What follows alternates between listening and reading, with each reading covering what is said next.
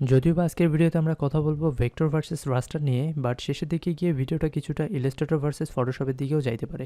Only 3টে step থাকবে আজকের ভিডিওতে, যার মধ্যে প্রথম স্টেপে আমরা দেখব what is the difference between vector and raster. দ্বিতীয় স্টেপে আমরা কথা বলবো কেন আপনাদের যারা নতুন ডিজাইনার আছেন এবং those who are trying to learn graphic design, কেন আপনাদের ভেক্টর ভার্সেস রাস্টার সম্পর্কে একটা ক্লিয়ার ধারণা রাখাটা খুব দরকার। এবং তৃতীয় স্টেপে আমরা দেখার চেষ্টা করব কোনটাতে বেটার অপরচুনিটি আছে, you will get better option to earn money. So চলেন শুরু করি স্টেপ 1 দিয়ে, what is the difference between vector and raster.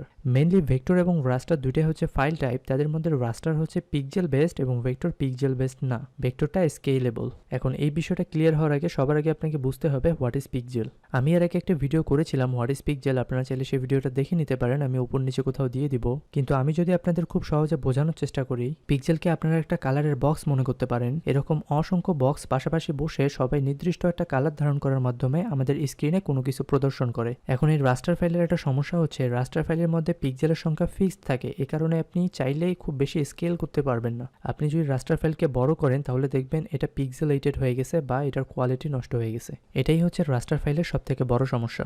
Vector file on the other hand, এটা 100% স্কেলেবল। আপনি যত ইচ্ছা ভেক্টর ফাইলকে বড় ছোট করতে পারেন, কিন্তু এটার কোয়ালিটি কখনো নষ্ট হবে না। এর কারণ হচ্ছে আপনি যখন একটা ভেক্টর ফাইলকে বড় করবেন, এর ভিতরে যতগুলো পিক্সেল থাকে, পিক্সেলগুলোও কিন্তু ম্যাথমেটিক্যালি ক্যালকুলেশন করে বাড়তে থাকে। রাস্টার ফাইলের ক্ষেত্রে ঠিক এর উল্টা কাহিনীটা হয়। আপনি একটা রাস্টার ফাইলকে যত বড় ছোট করেন না কেন, এর পিক্সেলের সংখ্যা কিন্তু অলওয়েজ সেম। এই কারণেই বেশি স্কেল আপ করলে এটা ডিস্ট্রয়েড হয়ে যায়। আমি যদি আরেকটা উদাহরণ দিয়ে আপনাদের বুঝাই, মনে করেন এখানে দুইটা ফাইল আছে, একটা ভেক্টর একটা রাস্টার, এবং দুইটার রেজুলেশন কিন্তু সেম, মানে দুইটার ক্ষেত্রে হাইট হচ্ছে 1000 পিক্সেল এবং উইথ হচ্ছে 1000 পিক্সেল।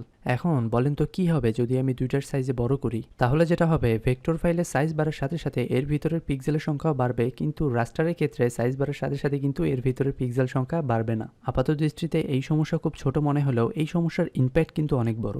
যেমন এখানে রিয়েল লাইফের একটা এক্সাম্পল দেখেন, এখানে দুইটা টুইটার আইকন আছে, একটা ভেক্টর আর একটা রাস্টার। আপাত দৃষ্টিতে এখন দুইটাকেই সেম মনে হইলেও যদি আমি এই দুটা বড় করি, তাহলে দেখেন ভেক্টর ফাইলটা বড় হয়েছে কিন্তু এটার কোয়ালিটি এখনো ঠিক আছে, কিন্তু রাস্টার ফাইলটা ডিস্ট্রয়েড হয়ে গেছে। ঠিক এইখানেই ভেক্টর ফাইল একটা বিশাল অ্যাডভান্টেজ পায়, যে কারণে ইন্ডাস্ট্রিতে কমার্শিয়ালি ভেক্টর ফাইলের ইউজ অনেক বেশি।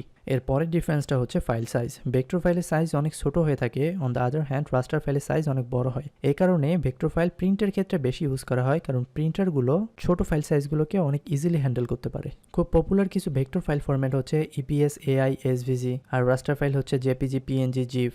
এগুলো বাদেও আরও অনেক ধরনের ভেক্টর এবং রাস্টার ফাইল ফরম্যাট আছে, কিন্তু এই ফাইলগুলো যেহেতু অনেক পপুলার তাই আমি এক্সাম্পল হিসেবে এগুলো দিলাম। আমি অলরেডি আপনাদের বলেছি ভেক্টর ফাইল ইন্ডাস্ট্রিতে অনেক বেশি ইউজ হয়। তার মধ্যে যদি কয়েকটা উদাহরণ আপনাকে দেই, যেমন ধরেন লোগোর ক্ষেত্রে ভেক্টর ফাইল ইউজ হয়, ডিজিটাল প্রিন্টিং এর ক্ষেত্রে ভেক্টর ফাইল ইউজ হয়। এখন ডিজিটাল প্রিন্টিং ক্যাটাগরি কিন্তু অনেক বড়, এর মধ্যে অনেক আইটেম পড়ে। সিম্পল একটা বিজনেস কার্ড থেকে শুরু করে ফ্লেয়ার, পোস্টার, বিজনেস ব্রোশিওর আর অনেক কিছু এই ক্যাটাগরির মধ্যে পড়ে। এছাড়া ফন্টের ক্ষেত্রে ভেক্টর ইউজ করা হয়, অ্যানিমেশনের ক্ষেত্রে ভেক্টর গ্রাফিক্স ইউজ করা হয়, লেজার ইনগ্রেভিং যেটাও বেসিক্যালি এক টাইপের প্রিন্টিং, লেজার দিয়ে কোনো প্রোডাক্টের উপর খোদাই করে প্রিন্ট করা হয়, যেটাকে বেসিক্যালি লেজার ইনগ্রেভিং বলা হয়। এছাড়াও ভেক্টর ফাইলে আরও অনেক ইউজ আছে, যেটা এক ভিডিওতে বলে শেষ করা সম্ভব না। এখন রাস্টার ফাইলের সবথেকে বড় ইউজেস হচ্ছে ফটোগ্রাফি। আমরা যে কোনো ক্যামেরা বা ফোন দিয়ে যে ছবিগুলো তুলি সেগুলো কিন্তু জেপিজি ফরম্যাটে সেভ হয়, যেটা একটা রাস্টার ফাইল ফরম্যাট। আবার আপনি ফোন দিয়ে যখন কোনো কিছুর স্ক্রিনশট নেন আপনার ডিসপ্লে থেকে, সেটাও কিন্তু সেভ হয় জেপিজি অথবা পিএনজি ফরম্যাটে, যে দুটাই রাস্টার ফরম্যাট। এ কারণে আপনি দেখবেন আপনার ফোন দিয়ে তোলা কোনো ছবি বা স্ক্রিনশট যদি জুম করেন তাহলে এটার কোয়ালিটি নষ্ট হয়ে যায়। রাস্টার ফাইল কিন্তু প্রিন্টের ক্ষেত্রেও ব্যবহার করা হয়, কিন্তু সেটা খুবই কম। এছাড়া আরেকটা জায়গা আছে যেখানে রাস্টার ফাইল অনেক বেশি ইউজ করা হয়, কিন্তু আমি ওটা এখানে অ্যাড করতে ভুলে গেছি, সেটা হচ্ছে ডিজিটাল ইউজ। আমি অলরেডি আপনাদের বলেছি প্রিন্টের ক্ষেত্রে ভেক্টর ফাইলটা একটু বেশি অ্যাডভান্টেজ পায়, কিন্তু যে ডিজাইনগুলো প্রিন্ট করা হয় না সেখানে কিন্তু রাস্টার ফাইল একটু বেশি অ্যাডভান্টেজ পায়। তার মধ্যে একটা বড় উদাহরণ যদি দেয়, যেমন ধরেন সোশ্যাল মিডিয়া ডিজাইন অথবা ডিজিটাল মার্কেটিং। ডিজিটাল মার্কেটিং এর একটা বুমিং চলতেছে ইন্ডাস্ট্রিতে, এবং এর কারণে প্রচুর পরিমাণে ব্র্যান্ডিং ম্যাটেরিয়াল, মার্কেটিং ম্যাটেরিয়াল দরকার হয়, যেগুলো কিন্তু কখনোই প্রিন্ট করা হয় না। আপনি সোশ্যাল মিডিয়ায় মার্কেটিং এর কোনো পোস্ট দিলেন, সেটা কিন্তু কখনো প্রিন্ট করা হবে না, এটা শুধুমাত্র আপনার অডিয়েন্সরা ডিজিটাল স্ক্রিনেই দেখবে, এটা কিন্তু আপনি কখনো প্রিন্ট করবেন না, রাইট? সো এই সকল ডিজিটাল ইউজের ক্ষেত্রে কিন্তু রাস্টার ফাইলটা আবার বেশি পপুলার। এখন ভেক্টর ডিজাইন করার জন্য অনেক জনপ্রিয় সফটওয়্যার আছে, তাদের মধ্যে কয়েকটা হলো Adobe Illustrator, Affinity Designer, Coral Draw, Scratch। এগুলো ছাড়াও আরো অনেক সফটওয়্যার আছে যেখানে ভেক্টর ডিজাইন করা যায়, কিন্তু নিঃসন্দেহে এদের মধ্যে সবথেকে জনপ্রিয় হচ্ছে Adobe Illustrator। On the other hand raster design করার জন্য সবথেকে জনপ্রিয় কিছু সফটওয়্যার হচ্ছে Adobe Photoshop, Artweaver, Coral canvas painter, আরও অনেক আছে, কিন্তু এই সবগুলোর মধ্যে সব থেকে জনপ্রিয় হচ্ছে অ্যাডোবি ফটোশপ।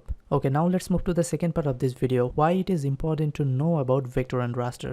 ওয়েল, আমি যদি ভুল না করে থাকি আপনারা যারা ভিডিওটা দেখছেন তাদের ম্যাক্সিমামরাই হচ্ছেন ডিজাইনার, রাইট? মনে করেন আপনি নতুন ডিজাইন শেখার ডিসিশন নিলেন, এখন আপনাকে কোনো না কোনো একটা সফটওয়্যার দিয়ে তো স্টার্ট করতে হবে, রাইট? আপনি কোনটা দিয়ে স্টার্ট করবেন? আমি আরও ইজি করে দিচ্ছি প্রশ্নটা আপনাদের জন্য। মনে করেন আমরা 90% ডিজাইনাররা তো ইলাস্ট্রেটর এবং ফটোশপে ডিজাইন করে থাকি, যাদের মধ্যে ইলাস্ট্রেটর হচ্ছে ভেক্টর বেস এবং ফটোশপ হচ্ছে রাস্টার বেস। এখন মনে করেন আপনার কাছে দুইটা অপশন আছে, ইলাস্ট্রেটর এবং ফটোশপ, আপনি কোনটা দিয়ে স্টার্ট করবেন? যারা অনেকদিন থেকে ডিজাইন করতেছেন তাদের এই অ্যান্সারটা দেওয়া খুব একটা কঠিন হওয়ার কথা না, কিন্তু সমস্যা হচ্ছে যারা নতুন বা বিগিনার তারা তো জানে না কোনটা তাদের জন্য বেটার। সো এই ডিসিশনটা নেওয়ার জন্যই আপনার ভেক্টর এবং রাস্টার সম্পর্কে একটা ক্লিয়ার ধারণা রাখা দরকার, তবে আপনি বুঝতে পারবেন কোনটার অপরচুনিটি বেশি। এখন এখানে একটা কুইক ডিসক্লেমার হচ্ছে, আমি কিন্তু কাউকে বলতেছি না যে কোনো একটা সফটওয়্যার শেখেন। আপনি একজন গ্রাফিক ডিজাইনার হতে চাইলে আপনাকে ইলাস্ট্রেটর এবং ফটোশপ দুইটা সম্পর্কেই জানতে হবে। আমি বেসিক্যালি এই জন্য আপনাদের বলতেছি কারণ প্রত্যেকটা ডিজাইনার দুইটা সফটওয়্যার সম্পর্কে ভালোভাবে জানার পরেও যে কোনো একটাতে কমফোর্টেবল ফিল করে, সবাই কিন্তু দুইটাতে ইকুয়ালি সেম হয় না। এখন এখানে একটা সিম্পল সাইকোলজি হচ্ছে, আপনি সর্বপ্রথম যে সফটওয়্যারটা দিয়ে কাজ শুরু করবেন বা আপনি সব থেকে বেশি যে সফটওয়্যারটাতে সময় দিবেন আপনি সেটাতে বেশি কমফোর্টেবল ফিল করবেন, এবং একবার যদি আপনার এই কমফোর্ট জোনটা তৈরি হয় তাহলে এটা থেকে বের হয়ে আসাটা কিন্তু বেশ ডিফিকাল্ট।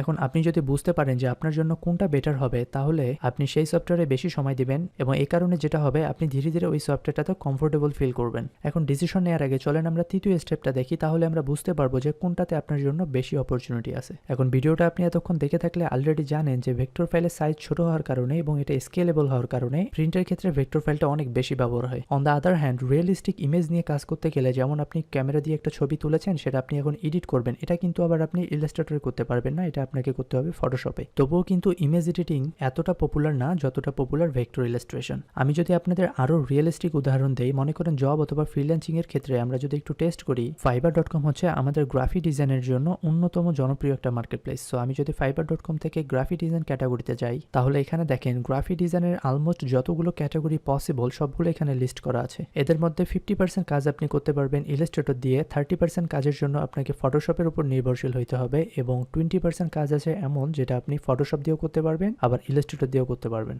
এখন এখানে একটা মজার বিষয় হচ্ছে, আপনি ইলাস্ট্রেটর দিয়ে কোনো কাজ করলে সেটা আপনি ভেক্টর ফরম্যাটেও সেভ দিতে পারবেন আবার রাস্টার ফরম্যাটেও সেভ দিতে পারবেন, যেটা অনেক বড় একটা বেনিফিট। আমি যদি প্র্যাকটিক্যালি বিষয়টা আপনাদের দেখাই, আপনি ইলাস্ট্রেটরে ফাইল থেকে সেভ অ্যাসেট যদি যান, এখানে দেখবেন সেভ অ্যাসেট যতগুলো টাইপ আছে সবগুলো কিন্তু ভেক্টর ফাইল টাইপ।